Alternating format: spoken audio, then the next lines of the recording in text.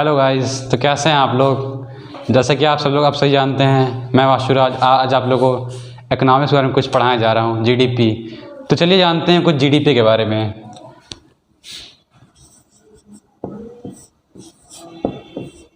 GDP, जैसा कि हम लोग सभी जानते हैं, GDP basically stand for gross domestic product. किसी भी इकोनॉमी या कंट्री में जो एक फाइनेंशियल या फिजिकल प्रोडक्शन होता है, उसको हम लोग जीडीपी कंसिडरेशन में लेते हैं। क्या अभी पूरे कंट्री में प्रोडक्शन हो रहा है, उसका कितना पैसा आ रहा है, उससे क्या इफेक्ट आ रहा है इकोनॉमी, पूरा सब इसमें कंसिडरेशन लेके एक स्कोर कार्ड बनाते हैं उसका, जो कि जीडीपी हमारा होता है। जीडीपी बेसिकली एक मार्केट वैल्यू होता है कि हम लोगों ने कितना सर्विस रेंडर किया, कितना प्रोडक्ट प्रोड्यूस किया, सबका वैल्यू देता है जीडीपी हमारा। हाँ, तो बेसिकली इंडिया में हम लोग प्रोडक्शन बेसिस पे लेते हैं कि जीडीपी कैसे कैलकुलेट करना है, कितना प्रोडक्शन हुआ है, कितना सर्विसेज रेंडर हुआ है। और अगर हम लोग यूएस को कंसिडरेशन करें तो वहाँ पे जैसे ब्यूरो ऑफ अमेरिकन एनालिसिस लेती है, वहाँ पे रिटेलर्स या मैन्युफैक्चरर्स के एक सर्वे किया जाता है, उसके बेस पे जीडीपी निकाला जाता है।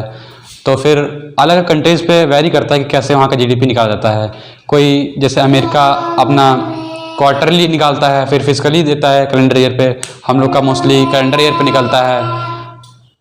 और ये मतलब हम लोग इसे डिफाइन कर सकते हैं कि क्या सिचुएशन है किसी कंट्री की या किसी इकोनॉमी की, क्या कैसे वो डील कर सकती है, कैसे वो हर चीज़ में कैसे ग्रोथ कर सकती है। अगर कोई कंट्री किसी कंट्री पे अपना इन्वेस्टमेंट करना चाहती है तो उसका सबसे पहले जीडीपी देखेगी। कोई बड़ी ब्रांड है, जैसे बहुत सारी एमएनसीज होती हैं, तो पहले वो जीडीपी चेक करती हैं क्या हम लोग का यहाँ इन्वेस्टमेंट करना सही रहेगा या नहीं रहेगा। तो इसके लिए काफ़ी हेल्पफुल रहता है। और बेसिकली इंडिया में जीडीपी 3 बेसिस पे कैलकुलेट की जा सकती हैं: एक्सपेंडिचर, इनकम और प्रोडक्शन। इसका फॉर्मूला भी हम लोगों ने बनाया हुआ है। जीडीपी का C+I+G+X-M, C कंजक्शन। तो मैं आपको डिफाइन करके दिखाता हूँ, जैसे कि C+I+G+X-M।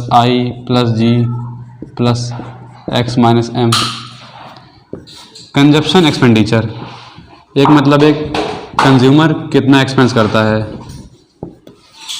इन्वेस्टमेंट एक्सपेंडिचर, हम लोगों ने कितना इन्वेस्टमेंट पे एक्सपेंडिचर खर्च किया। गवर्नमेंटल एक्सपेंडिचर, गवर्नमेंट कितना इंफ्रास्ट्रक्चर पर खर्च कर रही है। X-M, एक्सपोर्ट, कितना हम लोगों ने सामान बाहर बेचा, माइनस इंपोर्ट। ये सब वैल्यू पुट करने के बाद जो वैल्यू आएगी वो हम लोग की जीडीपी आ जाएगी, ग्रॉस डोमेस्टिक प्रोडक्ट की वैल्यू आ जाएगी। इस फॉर्मूले से हम लोग जीडीपी को अपना जीडीपी फाइंड कर सकते हैं। हाँ, तो इसमें मतलब जीडीपी में फॉरेन बैलेंस ऑफ ट्रेड भी काफ़ी एक क्रूशियल रोल होता है इसका। जैसे कि हम लोग की जब डोमेस्टिक सेल होती है वो फॉरेन के प्रोडक्ट से अगर ज़्यादा होती है तो ये हम लोग के लिए एक अच्छा एडवांटेज है। यानी हम लोग का जो, जैसे हम लोग इंडियन हैं, अगर इंडिया के प्रोडक्ट्स की सेल फॉरेन प्रोडक्ट्स ज़्यादा सेल हो रही है तो ये हम लोग का ट्रेड सरप्लस होगा। इससे मतलब हम लोग की इनकम बढ़ेगी तो हर आदमी के पास ज़्यादा पैसा होगा, ज़्यादा खुशहाली होगी। तो उस हिसाब से अगर जीडीपी हम लोग की बढ़ रही है तो एक अच्छी बात है और गवर्नमेंट को इस पर ध्यान देना चाहिए। इसीलिए जब भी कोई पॉलिटिकल इशू उठता है तो बहुत लोग कहते हैं कि इस बार की जीडीपी देखिए आप, इतने साल की जीडीपी देखिए। तो ये जीडीपी काफ़ी हद तक बहुत मायने करती है हर एक इंसान को। हर एक इंसान के लिविंग के स्टैंडर्ड को जीडीपी बहुत क्रूशियल फैक्टर होता है। तो अगर हम लोग के अपना डोमेस्टिक प्रोडक्ट की सेल ज़्यादा है तो उससे डोमेस्टिक पर्सनस की इनकम ज़्यादा होगी तो एक्सपेंडिचर ज़्यादा होगी तो उसकी नीड्स पूरी होंगी। तो हिसाब से अगर हम लोग का जीडीपी हमेशा एक ट्रेड सरप्लस में होना चाहिए, यानी कि हम लोग का अपना डोमेस्टिक प्रोडक्ट की सेल ज़्यादा होनी चाहिए। अगर वही इसका अपोजिट में बात करें कि हम लोग की डोमेस्टिक प्रोडक्ट्स की सेल कम है in comparison to foreign products, तो ये ट्रेड डेफिसिट होती है, जो कि हम लोग के लिए अच्छी बात नहीं होती है। जैसे कि हम लोग बहुत सारे ब्रांड्स देखते हैं, आपने माइक्रोमैक्स देखा होगा। एक माइक्रोमैक्स का फ़ोन ले लीजिए और एक वीवो का फ़ोन ले लीजिए। एक माइक्रोमैक्स इंडियन ब्रांड हो गया और वीवो एक चाइनीज़ ब्रांड हो गया। तो अगर माइक्रोमैक्स की सेल बढ़ती है तो एक इंडियन ब्रांड है, वो सारा इंडिया का पैसा इंडिया में ही रह जाएगा। वेयरएज़ वीवो है तो उसके एम्प्लॉय काम करेंगे, उनको एम्प्लॉय का पैसा मिलेगा, पर जो उनका प्रॉफिट होगा वो जाके चाइना चला जाएगा। तो इसलिए हम लोग हमेशा प्रेफर करते हैं कि अपना प्रोडक्ट्स को ख़रीदें। कभी भी आप खर्च करें तो मोस्टली अगर आप प्रेफर कर सकें तो अपने इंडियन प्रोडक्ट्स पर खर्च करें, जो कि हम लोग की कंट्री के लिए भी अच्छा है और हम लोग के लोगों के लिए भी अच्छा है। हाँ तो देखिए जीडीपी और दो टाइप की होती है। एक तो मैं बताता हूँ, जीडीपी नॉमिनल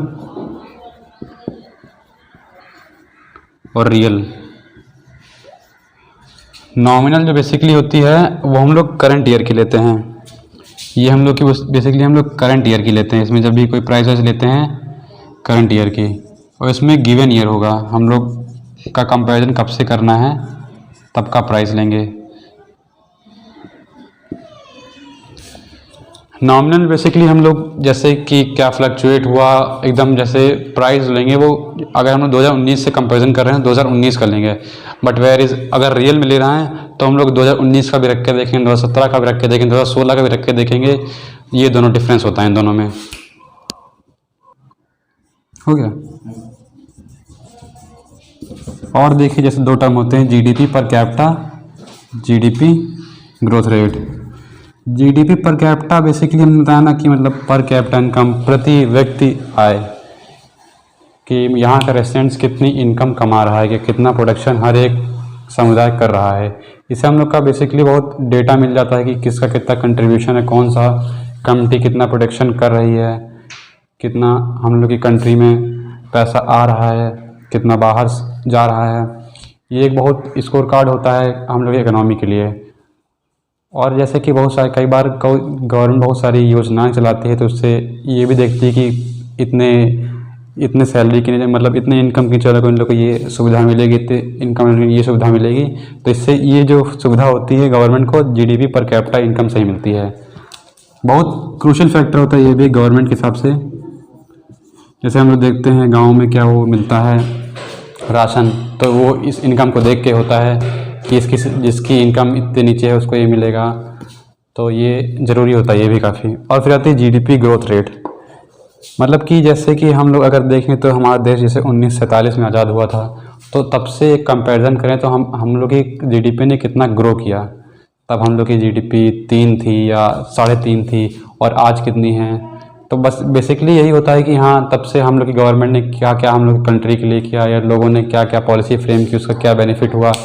बहुत बार कई सारी गवर्नमेंट पॉलिसीज़ लाती हैं, इवेलुएट करती हैं कि हाँ इसका हम लोग पे बेनिफिट आ रहा है या जनता को इससे नुकसान हो रहा है। जैसे डेमोनेटाइजेशन हो गया, या फिर और भी बहुत सारी चीज़ें नई होती रहती हैं। जैसे गवर्नमेंट ने डेमोनेटाइजेशन एकदम से कर दिया था तो काफ़ी लोगों को दिक्कत आई, लेकिन उससे काफ़ी जो मनी था वो काफ़ी वाइट हो गया।